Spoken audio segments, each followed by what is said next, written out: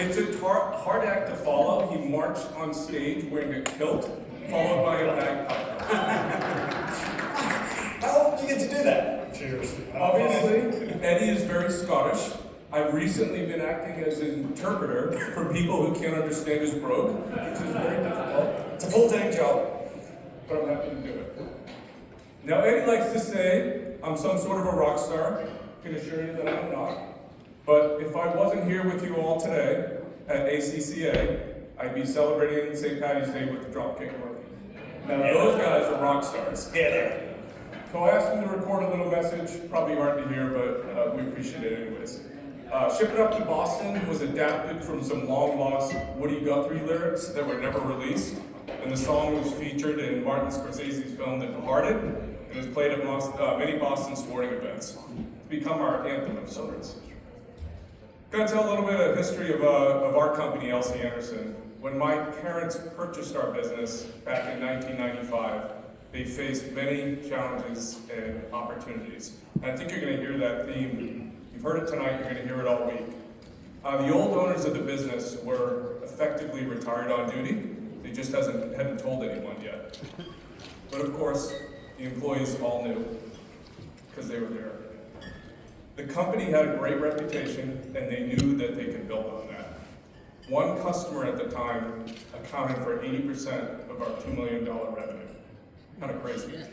My dad didn't need his MBA to tell him that taking care of that customer while simultaneously diversifying away was job number one. So he rolled up his sleeves and went to work selling. My dad sold anything he could to anybody. He turned the cash portion of the business over to my mom, who had no formal training. Thank you, Mom.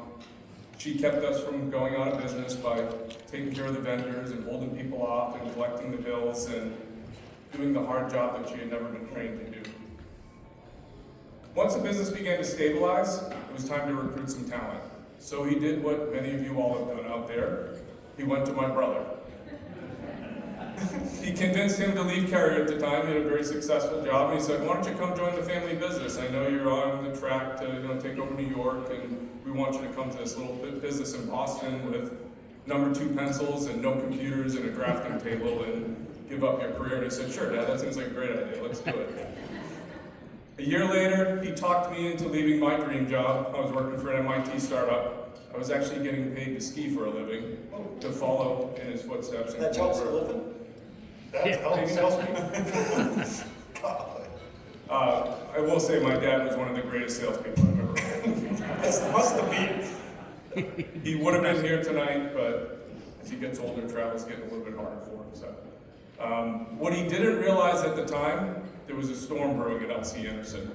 Now, our family grew up sailing together. We had weathered many storms, but this one in particular was going to be really nasty. The local 537 pipe fitters union was trying to organize us and take our business over from the inside out. They were able to call for a vote, and we narrowly escaped becoming part of the local by 1 vote. The next day, the swing vote guy left us to join the union. He decided it would be good for him, a better path, but he had enough respect for my parents, he didn't flip the company.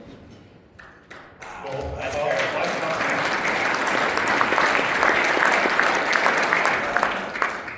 I met that gentleman at my mom's wake. I'd never met him before, and I probably talked to him for like 10 minutes. But I was like, "Kurt, you gotta keep the line moving." I'm like, "Y'all can leave, I'm just gonna talk to this guy for a while." So I've never met him before, and we had a great conversation.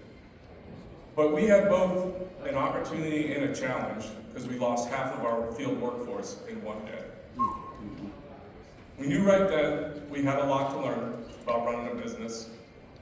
So we went to ACCA 2000, Albuquerque, New Mexico, and went to conference.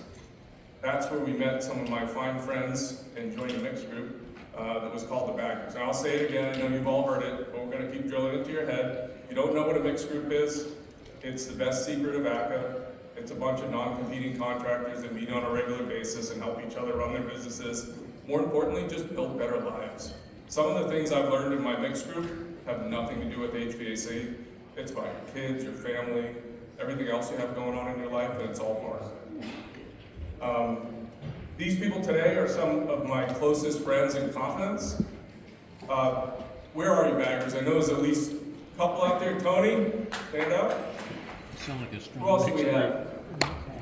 Keith, you're out there? Yeah, Keith? he's right there. Ex-member? He's waving. All right, we had a few of them. I thought there was a few more coming, but we've had 6 contractors of the year. I think it just became 7. Wow.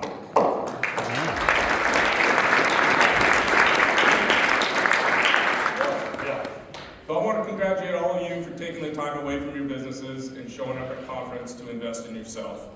I will tell you, you're already ahead of most of your competition by doing that, and we all know there's a million reasons why you could have said no. There's everything in your business that keeps pulling you that way, but you did it and you showed up. But as leaders, we have an awesome responsibility. I like to think about being responsible for a lot of heartbeats, both your personal family and your work family. They have elevated you and they're relying on you. They say that 70% of leadership is learned, so where do you go to learn? I will tell you, some of my best learning has come from conferences, networking, and of course my mixed group. I've learned so much from the guys that are in that mixed group.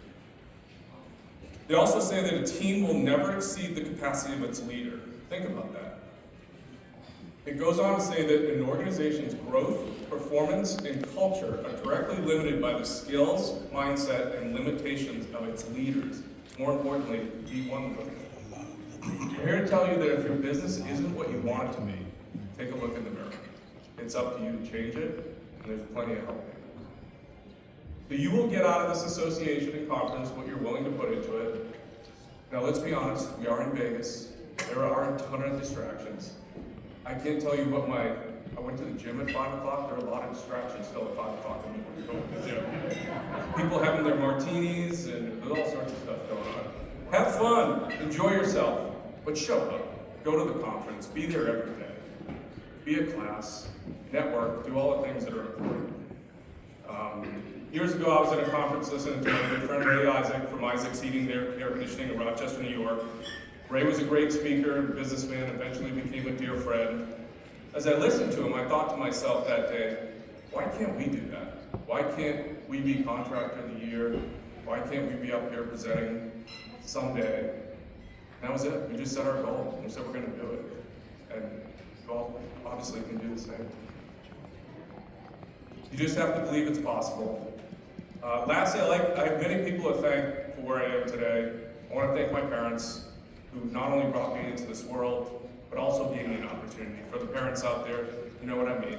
It's just an opportunity. You have to do something with it. I also want to thank my wife, Kristen, and my family for always putting up with me and always supporting me. I know it's not easy sometimes. I truly couldn't have done it without all of their collective sacrifices. Kristen, my wife, is the only one that knows what it's like to live with someone who's been on call for 27 years.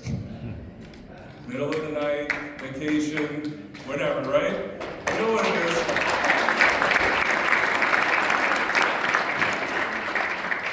Finally, I want to thank my team. Without them, none of this is possible. We have some of the very best people working in our organization.